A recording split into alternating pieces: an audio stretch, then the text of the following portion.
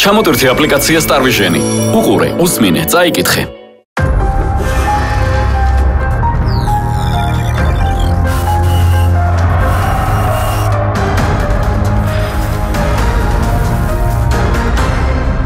დაპირისპირებამ პრეზიდენტსა და მმართველგუნდს შორის ფაქტობრივად პიკს მიაღწია. Როგორ ფიქრობთ, რატომ განვითარდა პროცესები ისე პარლამენტში? რატომ ვერ მოახერხა პრეზიდენტმა ბოლომდე თავისი სიტყვის თავისი გამოსვლის დასრულება? რატომ მას არ მიეცა საშუალება შესულიყო დებატებში პოლიტიკოსებთან? ერთ სიტყვით, ისაც განვითარდა პარლამენტში. რისი ნიშანი და რისი სიმპტომია ეს? პრინციპში არაფერი განსაკუთრებული ჩემის აზრით არ მოხდა. წინასწარ ვიცოდით, ეხლა სცენარი წინასწარ დაწერილი იყო. არსებობს ორი მონოლოგი, რომელიც დიალოგში არასოდეს არ გადის და რაღაცა ურთიერთბრალდებებით და კენკლაობით მთავრდება ხოლმე. წინასწარ დაწერილი ვის მიერ? პრეზიდენტი იყო განწყობილი, რომ ასე განვითარდებოდა მოვლენები თუ? პრეზიდენტს ჰქონდა მოლოდინი, რომ მასზე განხორციელდებოდა შეტევა, ხო? შესაბამისად, მან თავიდან წარმოთქვა მოკლე სიტყვა, როგორც ჩანს რაღაც ქვები შენახული ჰქონდა უკვე დასკვნითი სიტყვისთვის. გასაგები იყო და დაანონსებული იყო ის თემები თუ რა თემებზე შეუტევდა ხელისუფლება და თითქოს აი ყველაფერი ამ სცენარით მიდიოდა. მაგრამ რაღაც მომენტში როგორც ჩანს პრეზიდენტს ნერვებმა უთხოვნა და უკვე ფაქტობრივად აი ამ დაწერილი სცენარის რაღაც იმპროვიზაციული ვარიანტი ვნახეთ, იმპროვიზირებული ვარიანტი საბოლოო ჯამში. სამწუხაროა ეხლა პრეზიდენტის რო შევაფასოთ პრეზიდენტის აქციელი, მე ვფიქრობ, პოლიტიკურად მისთვის არ იყო ეს მომგებიანი, ბევრად უკეთესი იქნებოდა თუ ის ამ ყველაფერს აიტანდა და ბოლო სიტყვაში, ესე რომ ვთქვათ, რაც ჩვენ კარგად ვიცით, ხო, მთავარია ბოლო სიტყვას ვინ ამბობს და რა ფორმით ამბობს და ჰედლაინებში და ნიუსებში ის მიდის. თუ მოახერხებდა ჯერ ესეთი კონტრარგუმენტების წარმოდგენას და მას აქვს ეს კონტრარგუმენტები და გარდა ამისა კიდე ერთი-ორ დამატებით პრეტენზიას ააღენებდა ხელისუფლების მიმართ, მე ვფიქრობ ის არ დარჩებოდა წაგებული. რატომ უთხოვნა ნერვებმა როგორ ფიქრობ? ეს კიდევ ძალიან კრიტიკული იყო მმართველი გუნდი და ვერ გაუძლო ამას. კლასიკური ტიპის პოლიტიკოსი ხო, მისთვის ძალიან რთულია მანტიის ზიდვა, პოლიტიკოსის მანტიის, არაკომფორტულია ჩვენ ამაზე ხშირად გვისაუბრია და მიუხედავად იმისა, რომ პოლიტიკური ტაქტიკა სწორედ ჰქონდა დაგეგმილი, მასში ადამიანმა, პიროვნებამ საკუთარი რეპუტაციის გაფრთხილების სურვილმა იმძლავრა და აღმოჩნდა პოლიტიკური აფექტის მდგომარეობაში. და მოხდა ის რაც მოხდა. ეხლა პოლიტიკურად მე ამას უწუნებ, მაგრამ ადამიანურად მისი მესმის რა თქმა უნდა, ეხლა ძნელია ზღვარგადასული უსამართლობის სატანა.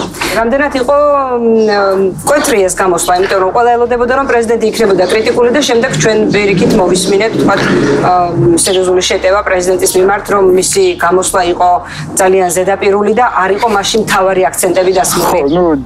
ესე არ არის რა თქმა უნდა, ეს იყო message box-ი და ხო ეხლა ქართული იმ დეპუტატებს ვინც კომენტარებს აკეთებდა, მე მგონი საერთოდ არ მოусმენია პრეზიდენტის გამოსვლა, მათ მიიღეს კანცელარიიდან მესიჯი თუ რა უნდა ელაპარაკათ, რა კომენტარი უნდა გააკეთებინათ და ის კომენტარი გააკეთეს, რომელიც აბსოლუტურად არაადეკვატური იყო. უბრალოდ მათ უთხრეს ეს თქვი და ეს თქვეს, ხო?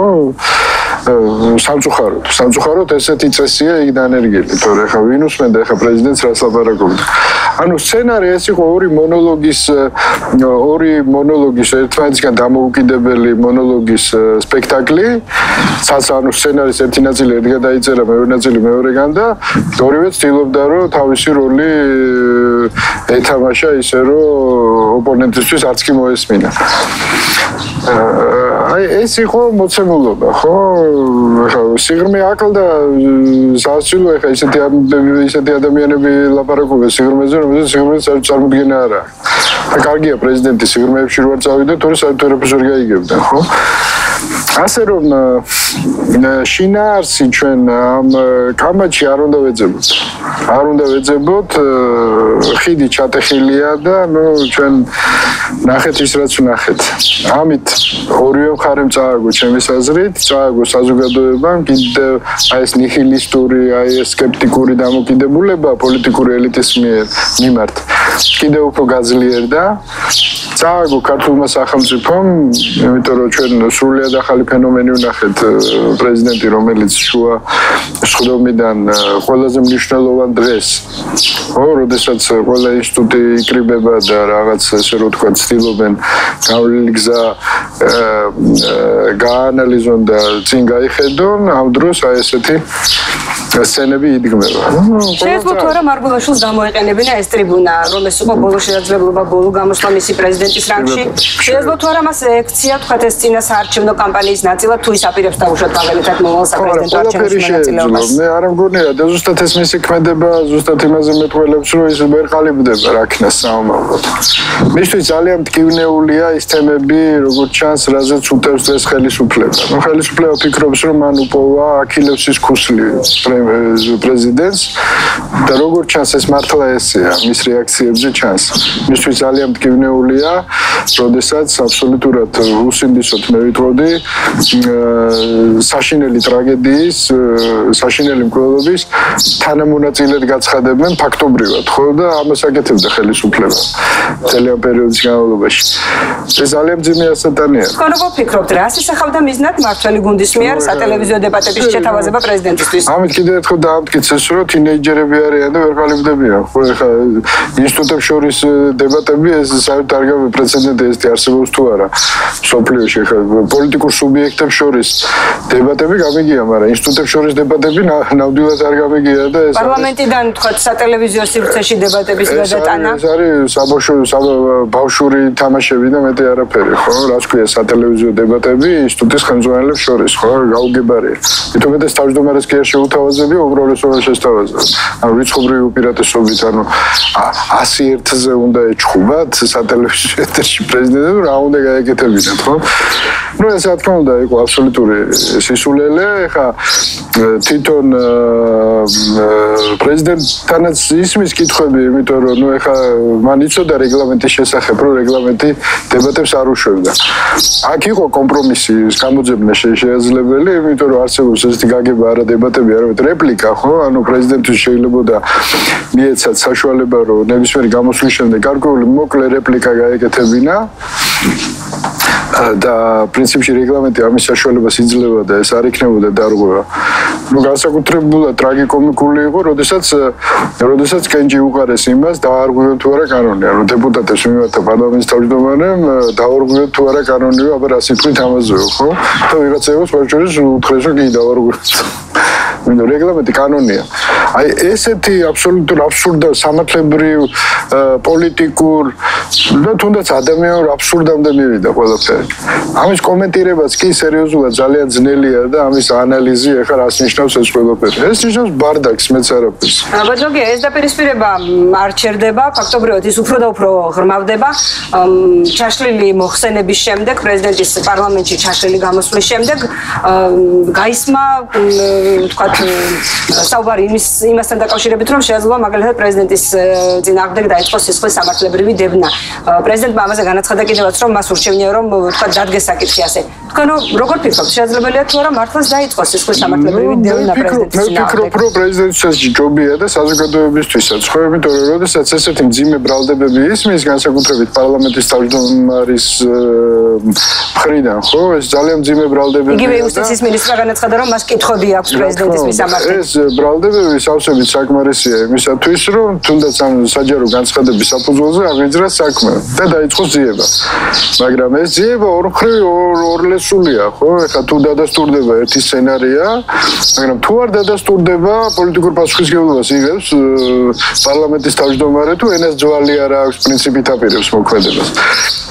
ასე რომ მე ვფიქრობ პრეზიდენტის ინტერესებშია, რომ გამოძიება შედგეს, იმიტომ რომ არ დადასტურების შემთხვევაში მე ვფიქრობ, რომ უნდა დადგეს უკვე პარლამენტის თავმჯდომარის და იმ ადამიანების პასუხისმგებლობის საკითხი, რომლებიც ფაქტობრივად ეჭვმიტანილად აცხადებდნენ პრეზიდენტს რაღაც თემებთან დაკავშირებით. თქვენ როგორ ფიქრობთ, როდესაც მართველი გუნდი ასე სვამს საკითხს, რას ისახავს მათი ეს ქმედება მიზნად?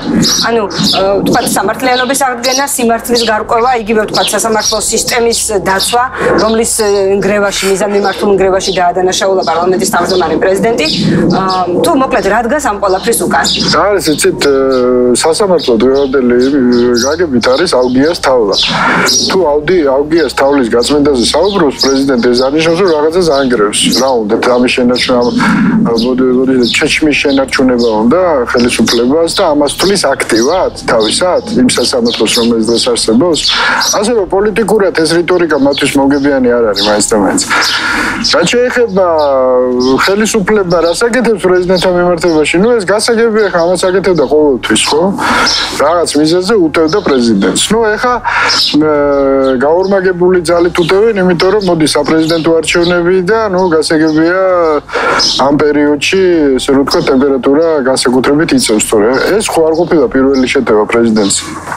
პრეზიდენტს თუ გახსოვთ, სახელმწიფო გაატრიალებაში დასდეს აი ვიკილიკსში, ეგრეთ წოდებულ უკრაინულ ვიკილიკსში რაღაცა ტექსტი დადეს და მერე გამოდიოდა თავდაცვის კომიტეტის თავმჯდომარე, ლაპარაკობდა რომ რაღაცა იქ საქმე აღიძრა სახელმწიფო გადატრიალების მუხლით, რომელსაც პერიოდება დღემდე კარგად ვიცით და ნუ მინიშნებით, ესე რომ ვთქვათ, ერთ-ერთი ეჭვმიტანილი პრეზიდენტიც იყო ამაში. აი ამ რაღაც მარაზმის საფუძველზე. ხო, ასე რომ ეს პირველი არ არის, ხო, ეს ტონალობა ამ ურთიერთობებში დიდი ხანია დომინირებს და ნუ უბრალოდ ეხა განსაკუთრებით აშკარად იკითხება და განსაკუთრებით წვავია, იმიტომ რომ პრეზიდენტს ვადა იწურება, ბოლო წიხლის ჩაზელა იყო და ბოლო წიხლი საერთოდ ყველაზე მწარეა.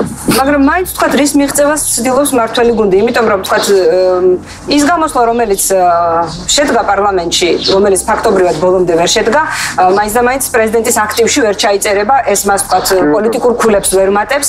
ამ შემთხვევაში რატომ ცდილობს რომ უფრო და უფრო მეტად პედალირება მოახდინოს მმართველმა გუნდმა პრეზიდენტზე, რომელიც ალბათ არც თუ ისე სახარბიელო პოლიტიკურ მდგომარეობაშია. მე ლოგიკა არ მესმის, თუ მათი ამოცანაა რომ პრეზიდენტს უარი ათქმევინო კენჭისყრაზე, მაშინ ეს პირიქით გამოსდით, იმიტომ რომ იმით რომ პრეზიდენტს ისინი პოლიტიკური აფექტის მდგომარეობაში გადაიყვანენ, ამით ზუსტად შეიძლება იმის საპირისპირო შედეგი მიიღონ, რაც უნდათ, ხო? იმიტომ რომ აფექტის მდგომარეობაში ხდება ადამიანი არაპროგნოზირებადი და ზუსტად ამან შეიძლება, აი ამ აგრესიამ შეიძლება ის აიძულოს, რომ კენჭი იყაროს.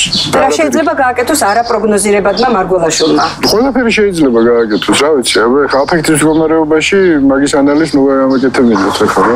აფექტის მდგომარეობაში ადამიანმა შეიძლება მოიმოქმედოს. ის შეიძლება გახდეს საპრეზიდენტო კანდიდატი და იქცეს თქვა ძლიერ კანდიდატად, არის ასეთი შესაძლებლობა? ძლიერად სამწუხაროდ ვერ იქცევა, მაგრამ თუნდაც იმისათვის რომ ბრძოლის ველზე დარჩეს და კიდე გაიბრძოლოს, შეიძლება გადაწყვიტოს კენჭისყრა, შეიძლება არც.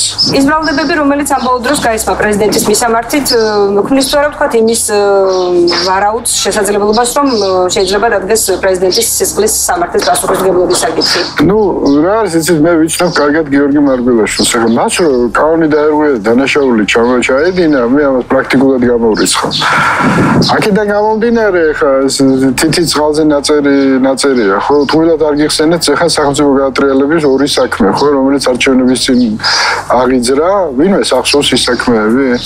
აი ვიკილიკსზე რომ რაღაცას გამოაქვეყნებდნენ და სატელეფონო საუბრებს და მერე საქმეს რო აღზრავდნენ დიდი სამბით. მიშა სააკაშვილი მაქვს ხედველობაში. სად არის ეს საქმეები, ხო არ იცით? რა მსგავსება არის ამ ორ საქმეს შორის? ეს ხდება ის რომ პოლიტიკური დღის წესრიგით მტრის ხატის შექმნა და ესე რომ ვთქვათ რაღაც აი ამ ტალღაზე კონსოლიდაციის მცდელობა საზოგადოებაში, რომ რაღაც იმდენად დიდი საფრთხე მოდის, რომ ჯობია სტაბილურობა, სტაბილურობა საფრთხე არ შეიქმნას და ისევ მე ამირჩიეთ, რომ ყველაფერი იყოს წესრიგში. მარგველაშვილი უკვე მეორე პრეზიდენტია სააკაშვილის შემდეგ, ვის წინააღმდეგაც შეიძლება სისხლის სამართლის საქმე აღიძრას. შესაძლებელია თორე ეს იქცეს ქვეყნის მაკონსოლიდირებელ, ვთქვათ, რაღაცა ფაქტად მართველი გუნდის სასარგებლოდ.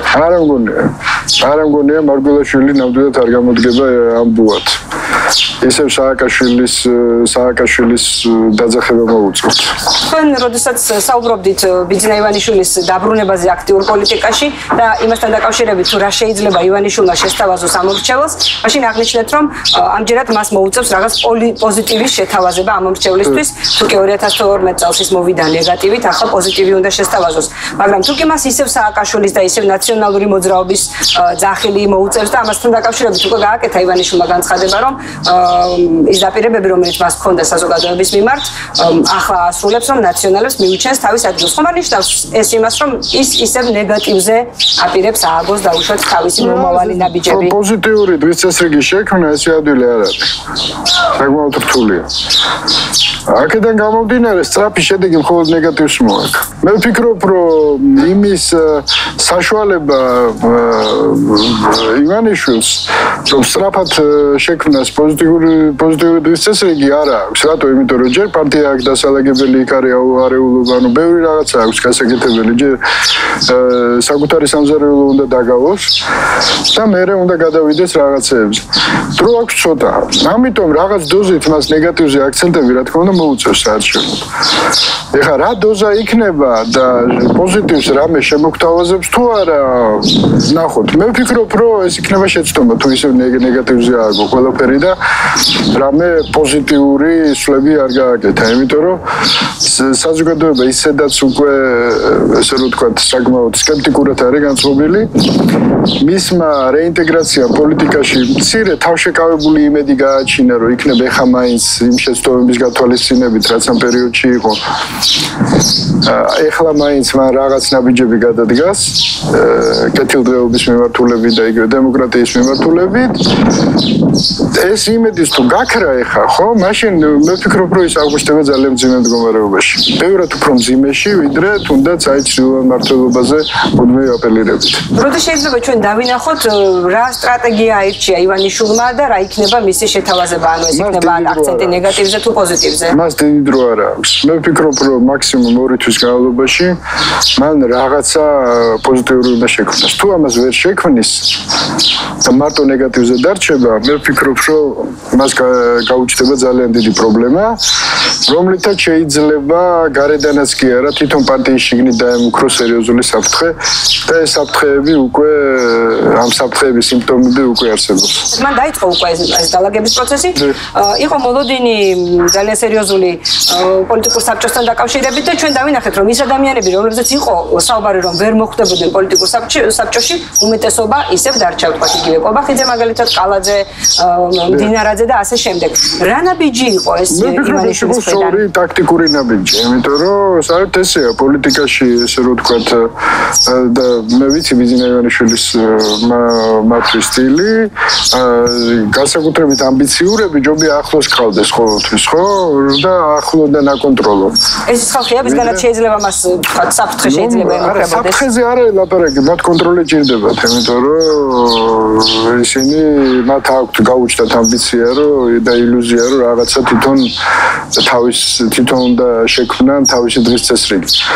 აქედან გამომდინარე, ეს ყოველდღიური კომუნიკაცია ამ ადამიანებისთვის მაინც და მაინც სასიამოვნო არ იქნება, პირდაპირ გეტყვით, ხო? დაახლოებით წარმოიდგინე კიდევაც როგორი იქნება. ესე რომ თუ ვინმეს უხარია იქ ყოფნა, ხო? ეს უბრალოდ ბრიყვია. ძველები რატომ არ შეიყვანა? იმიტომ რომ მათთან ისეაც არ აქვს პრობლემა, მათგან საფრთხე არაფერი არ ელოდება ბიძინა ივანიშვილს და მათთან ყოველდღიური კომუნიკაციის აუცილებლობას ის ვერ ხედავს. მე ვფიქრობ, ეს ფორმულა მუშაობს ამ შემთხვევაში.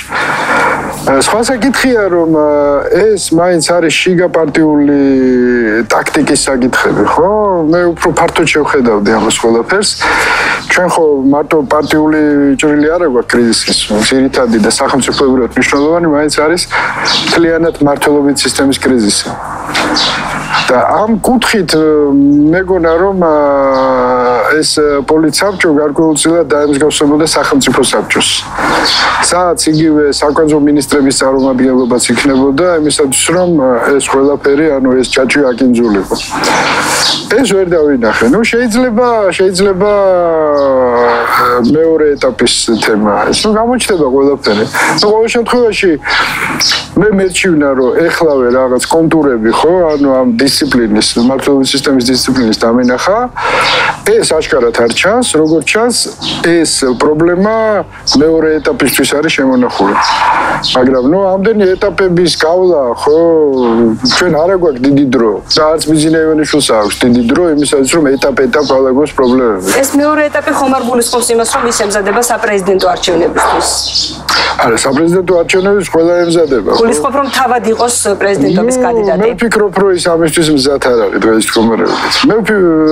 მე მიმაჩნდა და ეხლა მიმაჩნია, რომ ეს იქნებოდა მისთვის უკეთესი ვარიანტი, მაგრამ რაც დღემდე გააკეთა, ამით უკვე ის მოთხოვნა დაუშვათ, ის თხოვნა, რაც მეც მქონდა და ხშირად ვისაუბრია თქვენთან, შეასრულა, ანუ მან მოახდინა რეინტეგრაცია პოლიტიკაში და მთავარი პრობლემები, აი იგივე ცივილურ მმართველობასთან და ამ შემდეგ ხოდა ინსტიტუციური წესრიგის დარღვევასთან მან ამით გადაწყვიტა. მაგრამ საქმე იმაში გახლავთ, რომ აი ზუსტად იმისაც რომ სერიოზული რეფორმა დაიწყოს, მას ჭირდება ხალხის მანდატის დადასტურება. უფრო ძლიერი რო იყოს რეფორმების დაწყებამდე. და მანდატის დადასტურების უნივერსალური და ყველაზე კარგი ფორმა არის არჩევნებით ამის გაკეთება. ხა თუ ის კენც იხრიდა პრესაპრეზიდენტო არჩევნებზე დაადასტურებდა ხალხის ნდობას, ხო, ამის შემდეგ აი ეს ყველა ინტრიგები, მამაძაღლობები, იგივე დასავლეთის მხრიდან გარკვეული სკეპტიციზმი მის მიმართ, ყველაფერი ეს გადაილახებოდა და ფაქტობრივად ის შეიძენდა აბსოლუტურ იმუნიტეტს, როგორც ქვეყნის გარეთ, ასევე ქვეყნის შიგნით. ამით ოპერირება მე შეეძლო ძალიან დინამიურად და ძალიან კარგად. ამის გარეშე შეუძლია, მე არ ვამბობ, რომ ეს აუცილებელი პირობა იყო, ხო? კარგი იქნებოდა, მაგრამ აუცილებელი არ არის. გამომდინარე იქიდან, რომ ვინც არ უნდა დადგეს ახლა საპრეზიდენტო კანდიდატად, ის ისევ ბიძინა ივანიშვილის ნიშნით იქნება აღბეჭდილი, გამომდინარე იქიდან, რომ ახლა პარტიის თავმჯდომარეა და გასაგებია, რომ თავმჯდომარე იღებს გადაწყვეტილებას საპრეზიდენტო კანდიდატს, პარტიის კანდიდატს. ასე რომ ეს ვარიანტიც მისაღებია, თუმცა მე პირველი მერჩევნა. იმ რეალობის გათვალისწინებით, რომელიც არის ქვეყანაში, იმ განწყობების გათვალისწინებით, იმ ვითარების ფონზე, რაც მმართველ გუნდში ხდება, რამდენად აქვს გარანტია ივანიშვილს, რომ მან შეიძლება მიიღოს მაღალი ლეგიტიმაცია, ანუ ის რაზეც თქვენ საუბრობდით, რაც მას სჭირდება და მისცემს საშუალებას ვთქვათ შემდეგი ნაბიჯებისთვის ქვეყანაში. მე ვფიქრობ, რომ თითქმის გარანტირებული ალბათობაა. არა იმიტომ, რომ ქართული ოცნება მყარად დგას ფეხზე, ან ბიძინა ივანიშვილის ავტორიტეტია შეუგვალავი. არამედ იმიტომ, რომ ალტერნატივა არ არსებობს. ალტერნატივების პირობებში იგებს რესურსები. რესურსები კონცენტრირებულად კონცენტრირებულია ხელისუფლების ხელში. ნუ არჩევნებს, სადაც ალტერნატივა არ არსებობს, ნუ ქვია ეგრეთ წოდებული გაყიდული არჩევნები, სადაც რესურსები იღებენ გადაწყვეტილებას. ადამიანს როცა არავინ არ მოწონს, ხო, ის მზად არის რომ ერთჯერადად გაიყიდოს. და ამ შემთხვევაში ივანიშვილის გადაწყვეტილება, რაზე იქნება დამოკიდებული, რითი იქნება განპირობებული, ანუ დაუშვათ ის რომელ ვარიანტს აირჩევს დარჩება პარტიის თავმჯდომარედ თუ გადაწყვეტს რომ იყოს პრეზიდენტი. მე ვფიქრობ, რომ ის დარჩება პარტიის თავმჯდომარედ. მისთვის ძიმე გადაწყვეტილება იყო, რომ პარტიაში მოახდინა რეინტეგრაცია პოლიტიკაში, მაგრამ ის რომ მან საარჩევნო კამპანია იტვირთოს და თვითონ უპასუხოს ყველაფერზე, ხო? ამის ის მზად არ არის. ეს კიდევ უფრო მძიმე გამოცდა იქნება მისთვის. ჯერ რაღაცა უნდა გააკეთოს და მერე შეიძლება დაელაპარაკოს კიდევაც ხალხს. ჯერჯერობით ამის ფუფუნება მას არ აქვს. ჯერ რაღაცაში გულისხმობთ სწორედ იმ პოზიტიურ შეთავაზებას, რომელზეც ჩვენ ვლაპარაკობდით. თუმცა ვერც გამოურიცხავ ახლა. ნუ რა არის ესეთ პოლიტიკა საერთოდ დინამიკაში უნდა დავინახოთ. ძალიან ბევრი სუბიექტური ფაქტორი მოქმედებს დღეს და გამორიცხვით ვერ გამოურიცხავ, თუმცა მე ამ ეტაპზე არ ამგონია, რომ მან ეს ვარიანტი აირჩიოს.